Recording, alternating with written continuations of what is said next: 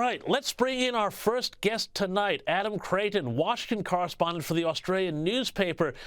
Adam, thanks so much for coming on the program. Now, earlier today, Trump held his first rally in New York in 8 years. He was up in the Bronx, a neighborhood that is 64% Hispanic, 31% black, and he had a very large crowd out there showing us how much of the non-white working class vote he has a chance at getting. Adam, how'd he go? Well, look, I think it went very well. I mean, there were clearly thousands of people there, which is certainly a lot more than the dozens or at most 100 people that Joe Biden gets at his events. Let's be fair. So, look, I think it's a really good snapshot of where the campaign is right now. I mean, I think the Trump team is very, very confident. You know, so confident that they're willing to go into South Bronx, which, as you say, has been a Democrat stronghold for a very long time. Indeed, I think the last time a Republican presidential candidate went there was 1980 with Ronald Reagan. So Trump is very confident, and look, the 2020 results, Democrats won South Bronx by 84%. That was the vote, 84% for the Democrats. So it's a big call, but there was certainly a lot of enthusiasm there. And look, if you just think of the reverse, imagine Joe Biden now going to Alabama or Missouri. I mean, that's just unthinkable, and I think that just shows you the respective levels of confidence in the two campaigns. Well, I mean, Adam, you and I have both covered a lot of campaigns over the years, watched these things, studied these things. And I'm thinking about how in 2016, you know, Donald Trump won simply because he got out in front of so many more people than Hillary Clinton. And now with the Biden campaign, their strategy is let's just keep him as limited and under wraps as possible because he's going to make a mistake somewhere and it's going to be really embarrassing. Is this just the simple ability that he has to go and speak to people and get out in front of people and energize his voters? Is this a key advantage he has going into November? Well, certainly, I think the court cases have helped Trump. I mean, you just have to look at the betting markets and the polls over the last 6 months or so. I mean, every new indictment, every new hearing, I mean, his support goes up. So if it was a strategy to keep him under wraps and to prevent him campaigning, it's clearly not worked yet. But the court case itself is going to wrap up probably next week. And assuming that there's no appeal, if he gets off or it's a hung jury, then he's free to campaign. So it won't have worked at all. I mean, I think, you know, if you look at one interesting stat that I noticed just recently is the average of the 8 political betting markets, which is tracked by Real Clear Politics. Trump's chance of winning in November has just gone above 50% for the first time. So that's quite an interesting change, right? So I think the odds are really firmly right now are on a Trump victory. And just back to South Bronx briefly, I mean, the support amongst black and Hispanic voters from 2020 to now for Trump has just increased dramatically. I mean, I think something like 12% of blacks in America voted for Republicans in 2020 and now support for most polls. Most polls are saying it's about 25% now, which is a massive increase. And if that is sustained in November, then it's almost certain Trump will win. Yeah, and that even brings up the idea, the possibility even, that he could take New York State, which I don't think the Republicans have taken since Reagan's massive victory in 1984 against, here's a name from the past, Walter Mondale. But anyway, let's move on here, too, because also there's going to be the question of who is he going to pick for his VP. And there was an interesting thing that happened this week here where Nikki Haley piped up and suddenly said she's going to vote for Donald Trump, which seems very odd coming from someone who said this about him just 3 months ago. We can't have someone who sits there and mocks our men and women who are trying to protect America. It's a pattern. It's a pattern of chaos. It's a pattern of irresponsibility.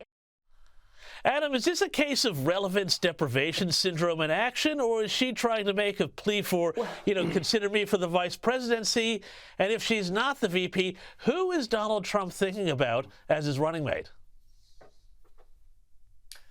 Well, look, I think she probably thought a lot about saying that at the end on Wednesday, that she's going to vote for Donald Trump. I think she's just been reading the polls like you and I have. She's been looking at the betting markets and she's seen the writing on the wall. And you'd have to say at the moment, Trump's going to win. Now, if Trump is going to win, she doesn't want to be a mortal enemy of Donald Trump. And that's not necessarily meaning that she'd be the VP or even in his cabinet again. But she wants to be on good terms with him. That makes perfect rational sense. So I think her statement this week is yet another sign you know, alongside the South Bronx rally of just how confident the Trump team is kind of right now. Look, I don't think she's got any chance of being his VP running mate. I think there's too much just too much bad blood there between the two of them. Yeah. I mean, you played some of the quotes. She said he's an agent of chaos, etc.